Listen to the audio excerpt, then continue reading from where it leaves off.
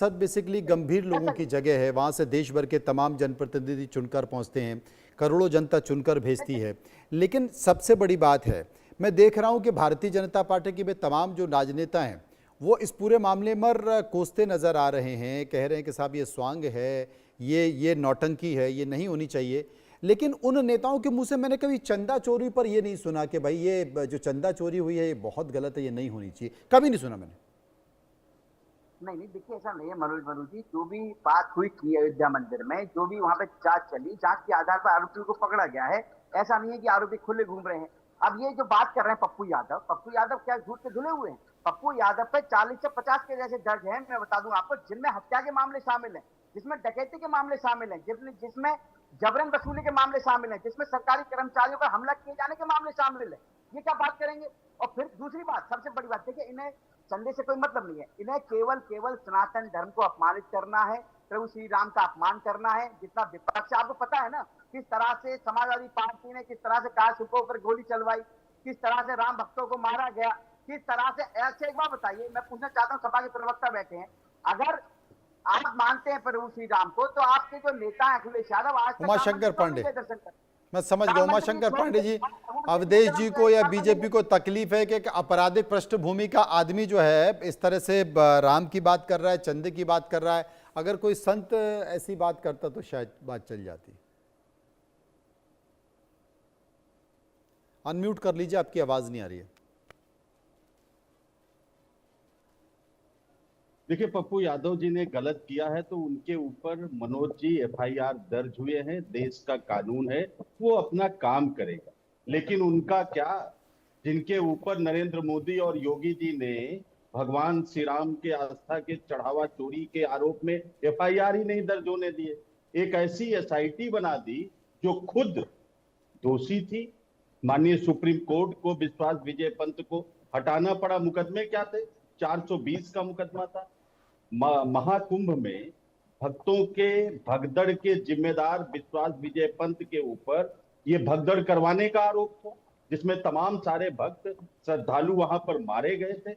तो जब ऐसे लोगों के ऊपर एफआईआर नहीं होता, एसआईटी बनाकर उनको बचाया जाता है, तो पप्पू यादव इनसे तो बेहतर है कि कानून उनके खिलाफ काम कर रही है, उनके खिलाफ एफआईआर दर्ज की है। और दूसरी बात मनोज जी, देखिए, मैं सुन रहा था आपके प्रस्तावना में भी कि वो पैर छू रहे हैं, वो भगवा पहन के आए हैं। जब कालनेमी का चरित्र चित्रण करना होगा मनोज जी, तो जिस वेशभूषा में कालनेमी था या जिस चरित्र में वो था, वो चरित्र का स्वरूप धारण करना होता है जी। उमाशंकर पांडे जी, सही कह रहे हो आप, कालनेमी है पप्पू यादव। आप ही ने कहा है भगवा पहन कर बैठे हैं, मनोज जी, मनोज जी बीच में मत बुलवाइए, आप ही स्वीकार कर रहे हैं। बीच में नहीं, ये तरीका ठीक। अवधेश जी एक बार बात पूरी कर लें अपनी, उमाशंकर जी, फिर मैं आपके पास आता हूं। देखिए, कालनेमी का जब रामानंद सागर जी ने रामायण बनाया तो उसमें कालनेमी भगवा पहन के ही आया। अब अगर तमाम सरकारी संतों की आस्था उसमें घायल हो जाए कि कालनेमी को भगवा क्यों पहना दिया, तो फिर वो निर्माता निर्देशक करेगा क्या मनोज जी? यही हुआ। जिन लोगों ने भगवान श्री राम के आस्था में, चढ़ावे में, जमीन खरीदारी में घोटाले किए, इससे इनकी आस्था आहत नहीं हुई। आपने ठीक कहा, भगवान के बाद अगर धरती पर कोई मनोज जी भगवान माना जाता है तो शंकराचार्य माने जाते हैं। भगवा पहनकर महंत योगी आदित्यनाथ जी ने उनको कालनेमी कहा, तब इन सरकारी संतों का और ये राजनीतिक संतों की आस्था आहत नहीं हुई। जब नितिन नवीन और पंकज चौधरी के सामने इसी लखनऊ में हनुमान जी को सड़क पर नचाया गया, तब इनकी आस्था आहत नहीं हुई। हाँ, बात तो सही है अवधेश जी। जब बात तो सही है कि जब हनुमान जी जो है डांस कर रहे थे सामने और रथ यात्रा चल रहा था, उस वक्त भावनाएं आहत नहीं हुई। मैं आ रहा हूं आपके पास। अतुल जी बस आया, इनसे एक बार जवाब ले लूं। बड़ी बात कर दी है पांडे जी ने। मनोज जी देखिए, कालनेमी तो प्रवक्ता है कांग्रेस के, जो ने खुद स्वीकार कर लिया, पप्पू यादव कालनेमी है, पक्का कालनेमी है, जो ऊपर से जो है भगवा पहने हुए हैं और अंदर से पूरी तरह से सनातन के विरोधी। इसमें कोई दौरा नहीं है। रही बात हनुमान जी नाचने वाली, उस पर पूरी तरह से स्पष्टीकरण पहले दिया जा चुका है, उस पर चर्चा करने का कोई सवाल नहीं बनता।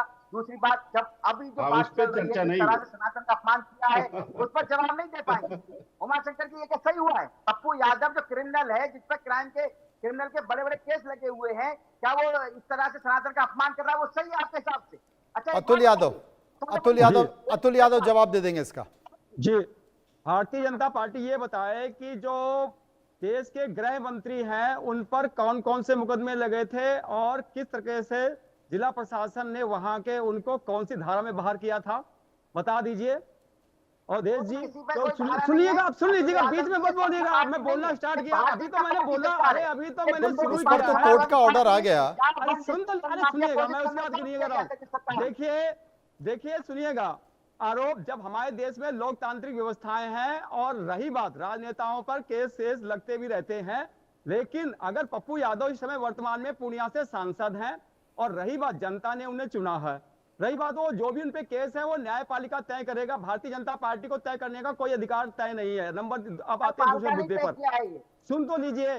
जो वहां पे नाट्य रूपांतरण एक किया गया जो चढ़ावा चोरी के संदर्भ में था, तो भारतीय जनता पार्टी ये बताए जब इनके राष्ट्रीय अध्यक्ष जी लखनऊ आए और भगवान हनुमान जी को ये ट्रक के आगे जो चला रहे थे, नचा रहे थे और अपना भारतीय जनता पार्टी का झंडा पकड़वाए हुए थे, तब भारतीय जनता पार्टी के नेताओं की और जो सनातन की इस समय बात कर रहे हैं उनकी अंतरात्मा क्यों नहीं जागी थी? मतलब वहां पर जो लोग आज जो है इन बातों को उठा रहे हैं, उस समय क्यों नहीं उठाए गए?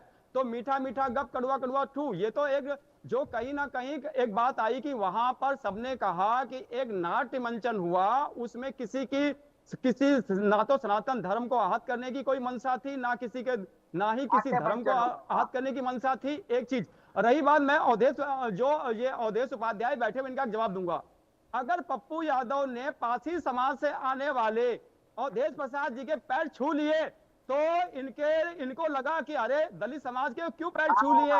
ये बता दीजिए कि दलित समाज का कोई अगर व्यक्ति पैर छू रहा है तो ये भारतीय जनता पार्टी इसमें प्रश्न क्यों खड़ा कर रही है? ये जवाब दीजिए, सबसे पहले मुझे इसका जवाब चाहिए। अगर पप्पू यादव जी के द्वारा अवधेश प्रसाद जी जो पासी समाज से आते हैं, दलित समाज से आते हैं, उनके अगर पैर छू लिए तो भारतीय जनता पार्टी क्यों मतलब इस बात को उठा रही है? इसका जवाब दे